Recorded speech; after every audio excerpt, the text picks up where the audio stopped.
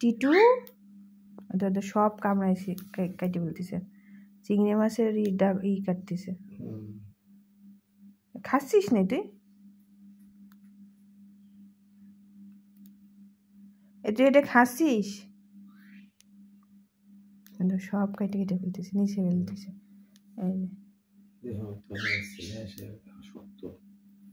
দেখতেছে যে কাটি কেটে ছোট ছোট করতেছে।